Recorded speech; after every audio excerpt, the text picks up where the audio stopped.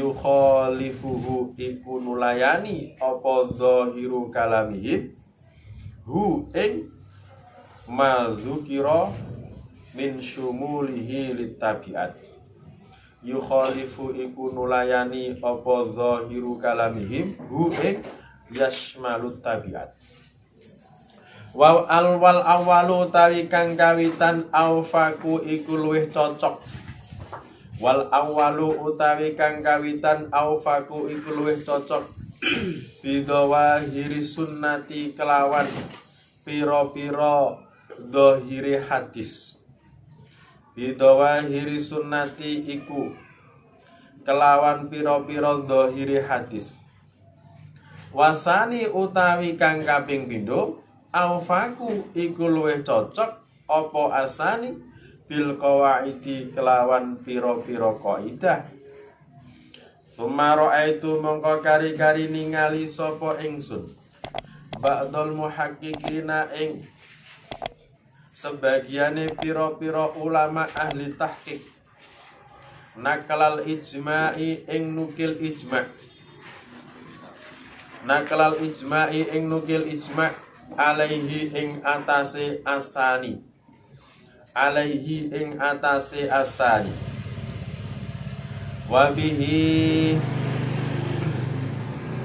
Wabihi lan kelawan asani yandafihu dadi katolak al ifta'u opo aweh fatwa al madhkuru kang wis den sebut tamassukan krono berpegangan bidzohari bidzawahiri kelawan piro-piro dohiri hadis. Wal umratu utawi umroh wahya ya umroh lughatan ing dalem arti bahasane ziyadatu makan ziyaratu toh ziyadatu hah? Ono sing ziarah. Sing mesine di ziarah. Umroh iku ziarah.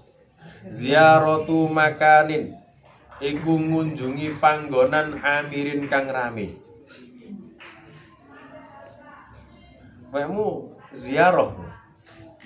Ziarah. Ku ziyadah. Kamu atau mat? Mana ziyadah? Duluro tetap ziyadah. Kamu apa? Ziyadah. Tahu ziarah? Beneran ziarah ya? Ziyadah. Ziarah ya? Saya bener ziarah mesti. Soalnya umroh itu arti bahasanya ziarah. Ziyaratu makanin iku ngunjungi panggonan amirin kang rame.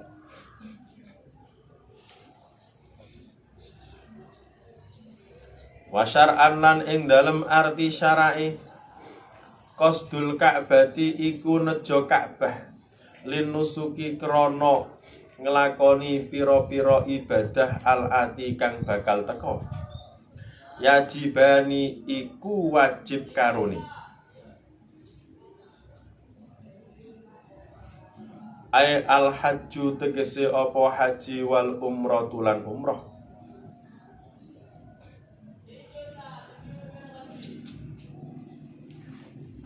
Wes, terus sih. Hari baca dulu.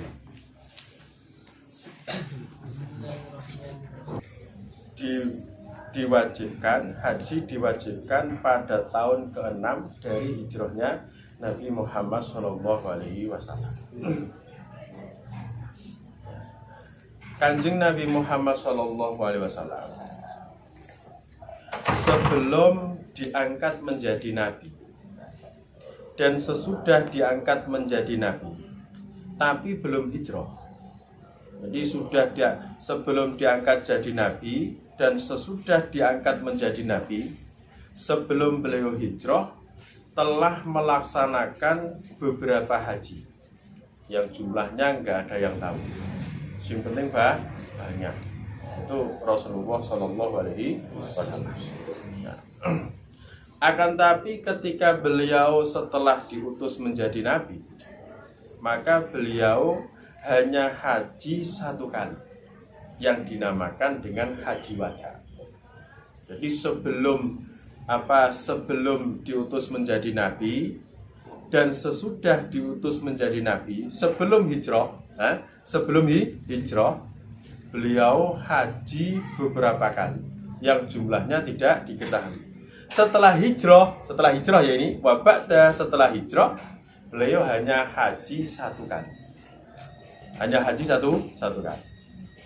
Makanya umat Islam itu hanya wajib menjalankan ibadah haji sekali seumur, hanya satu kali. Lah nek di duit luwih apik digunakan untuk apa? Untuk memberi orang-orang yang fakir, orang-orang yang miskin. Itu umpama sampean upet sugih, umpama upet sugih. Minggu lho kan. Umpama upet iku sugih meneh, dhewe wis haji satu kali, sudah umroh, kok duwike isih akeh, lebih baik dikasihkan kepada temannya yang belum haji. Ben sak umpama sugih, telepon koncone. Sohib, kamu haji durung pet mangan wis susah. Ya wis, kono berangkat sesuk. Lebih baik begitu daripada digunakan haji sendiri. Ubed oleh ganjarane hajine sohib, karo oleh ganjarane sedekah tambah doble. Milih ngajekno koncone. Itu lebih baik demikian daripada haji berkali-kali. Tapi tonggone koncone isih susah makan. Lebih baik dikasihkan kepada temannya. Oke, duit ono 1 miliar PN wis, aku wis cukup lah ngono. Sampai ya, lebih baik begitu. Lebih baik dikasihkan kepada temannya daripada dia sudah haji. Makanya enggak kurang bagus kalau ada orang haji berkali-kali. Tapi tonggone mangan iwak pitik wae ora tahu. Tonggone mangan iwak pitik wae ora tahu, tapi dia haji ke Mekah sudah bolak. Tidak bagus. Tidak bagus. Jadi umat Islam itu harus bersatu. Jangan sampai tonggone tidak pernah merasakan ikan ayam, tapi dia sudah bolak-balik naik pesawat haji. Enggak bagus. Mana tonggone usul ning Gusti Allah Subhanahu wa taala. Hajine ubet ping pira ping 10 koyo. Anu saya usul ya Allah, dhewe haji ping 10, tapi aku ora tau manwak pitik dinjarno wae. Ya ngono. Kurang baik. Makanya hajinya Rasulullah itu cuma satu kali setelah beliau hijrah. Maka Nabi Muhammad SAW hanya mewajibkan haji satu kali kepada kaum muslimin, satu kali seumur hidup.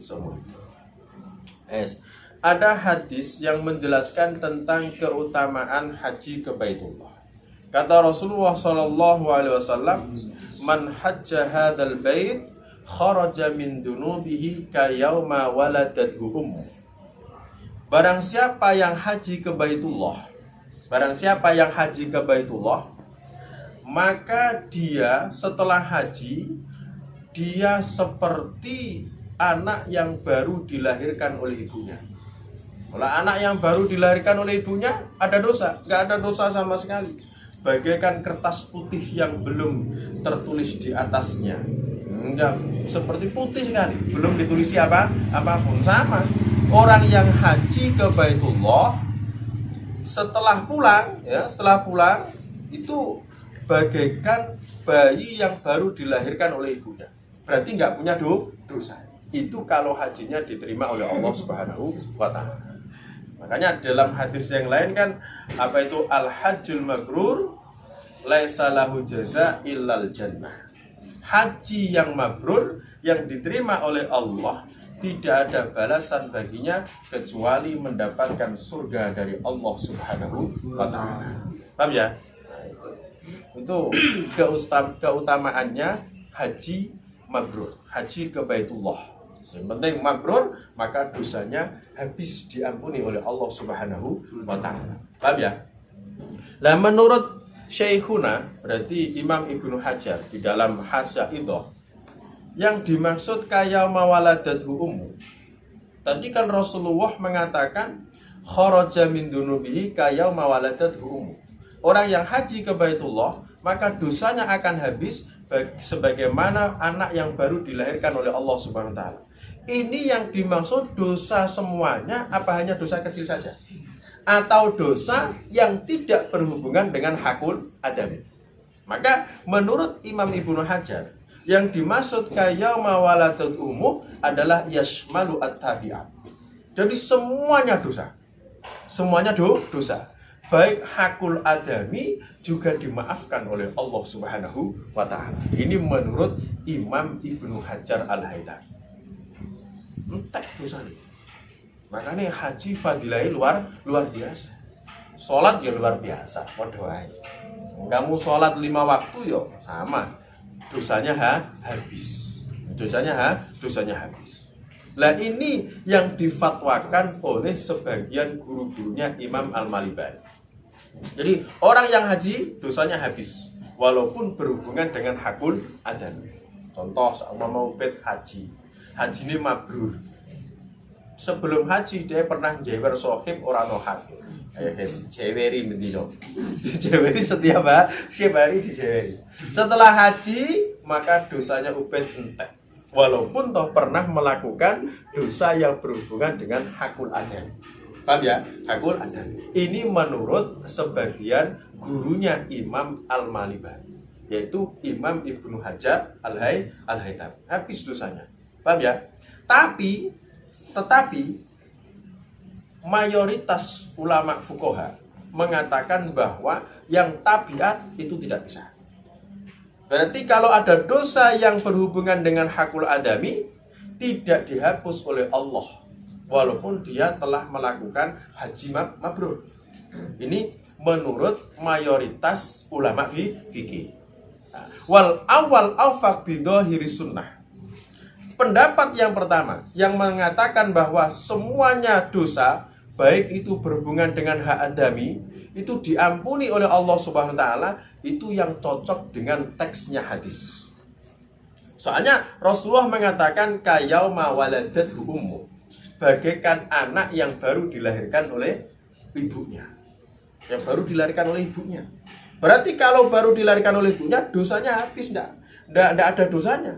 Berarti kalau nggak ada dosanya, hakul adami pun diampuni oleh Allah Subhanahu wa taala. Ini pendapat yang pertama, yaitu pendapatnya Imam Ibnu Hajar Al-Haytami yang mengatakan bahwa haji mabrur maka semuanya dosanya akan diampuni oleh Allah walaupun dosa yang berhubungan dengan hakul adami. Ini yang cocok dengan teksnya hadis Rasulullah Sallallahu Alaihi Wasallam. Tapi pendapat yang kedua yang mengatakan bahwa hakul adami tidak bisa dimaafkan. Ini sesuai dengan kaidah. Sesuai dengan kaidah ammah. Soalnya apa? Di dalam hadis Rasulullah Sallallahu Alaihi Wasallam yang lain, beliau mengatakan kepada para sahabat. Beliau bertanya, "Qala Rasulullah SAW, manil muflis minkum?" Rasulullah pernah bertanya, siapa di antara kalian yang paling rugi? Maka qalu sahabat menjawab, al-muflisu minna man la dirhama wa la dinar ya Rasulullah. Orang yang paling rugi dari kami wahai Rasulullah adalah orang yang tidak punya dinar, tidak punya dirham wahai Rasulullah, tidak punya harta.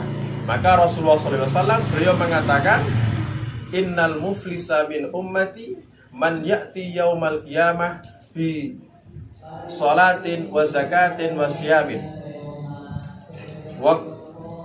Orang yang paling rugi dari umatku, kata Rasulullah SAW, mereka yang sholatnya rajin di dunia, mereka yang di dunia selalu sedekah, di dunia puasa, di dunia haji, tapi sayang 1000 sayang. Waqad ya'ti qad syatama hada. Dia telah mencaci tetangganya, telah mencaci temannya, telah memukul, telah membunuh. Maka orang ini nanti ketika dihisab oleh Allah Subhanahu wa taala mau dimasukkan surga, di belakangnya ada yang protes, Ya Rob, tidak rela kalau Ubed dimasukkan surga duluan. Lah kenapa? Pernah jewer saya dulu. Saya nggak mau kalau belum sekarang diadili oleh Allah. Betul Bet? Oh, betul ya Allah. Langsung pahalanya Ubed dikasihkan kepada Sohib yang pernah didolimi. Sampai apa itu habis, kok masih ada orang yang didolimi, maka orang yang didolimi dosanya diambil dikasihkan kepada orang yang dolim. Paham ya? Ini kok tidak aman. Artinya apa? Kalau hakul adami tetap akan ditanya oleh Allah Subhanahu wa Ta'ala. Paham ya? Nah, ini pendapat yang kedua, yakni yukhalif. Para ulama fikih tidak setuju dengan pendapatnya Imam Ibnu Hajar Al-Haytami yang mengatakan bahwa semuanya dosa ketika dia haji diampuni oleh Allah Subhanahu wa Ta'ala. Sebab apa? Sebab masih ada hadis yang lain yang mengatakan hakul adami itu tidak bisa dimaafkan sebelum dia minta maaf kepada orang yang pernah didolimi. Di Riyadhus Shalihin kan juga dikatakan demikian. Maksudnya kalau mau tobat, kalau hakullah kan cuma 3 syaratnya. Nadim, tobat, berusaha tidak akan mengulangi lagi. Tapi kalau ada hubungan dengan hakul adami harus minta maaf terlebih dahulu. Sebelum minta maaf maka Masya Allah, terserah Allah Subhanahu wa Ta'ala. Yes. Tapi beliau Imam Ibnu Hajar Imam Malibari mengatakan bahwa saya melihat sebagian ulama ahli tahqiq yang mengatakan nakalal ijma alaihi. Jadi yang kedua. Artinya apa? Tabiat tidak dimaafkan sebelum minta maaf kepada orang yang bersangkutan. Dengan demikian maka ba'dul ulama muhaqqiqin kalau itu mengatakan ijma, maka ifta yang pertama yaitu pendapatnya Imam Ibnu Hajar itu ditolak, yang hanya berpegang teguh terhadap tekstual hadis Rasulullah Shallallahu Alaihi Wasallam. Berarti apa? Berarti kesimpulannya kalau hakul adami harus minta maaf terlebih dahulu. Tapi kalau tidak berhubungan dengan hakul adami, maka walaupun besar dimaafkan oleh Allah Subhanahu wa Ta'ala. Tapi hakul adami ini nggak bisa dimaafkan sebelum dia minta maaf kepada orang yang pernah didolimi. Inilah rahmatnya Allah Subhanahu wa Ta'ala. Jadi Allah tidak mau merugikan kepada orang yang pernah didolimi. Pasti akan dihisab dengan adil oleh Allah Subhanahu wa Ta'ala. Enaklah kalau dia haji mabrur, kemudian orang yang pernah didolimi tidak diadili oleh Allah Subhanahu wa Ta'ala. Padahal Allah Subhanahu wa Ta'ala dia adalah maha adil, maka akan tetap diminta pertanggungjawab oleh Allah Subhanahu wa Ta'ala. Paham ya? Wallahu a'lam. Rabbana anfa'na bima 'allamtana wa 'allimna alladhi yanfa'una wa fakirna wa faqihna wa qarabati lana fi dinina. Rabbana anfa'na bima 'allamtana wa 'allimna alladhi yanfa'una wa fakirna wa faqihna wa qarabati lana fi dinina. Rabbana anfa'na bima 'allamtana wa 'allimna alladhi yanfa'una wa fakirna wa faqihna wa qarabati lana fi dinina. Subhanakallahumma wa bihamdik asyhadu an la ilaha illa anta astaghfiruka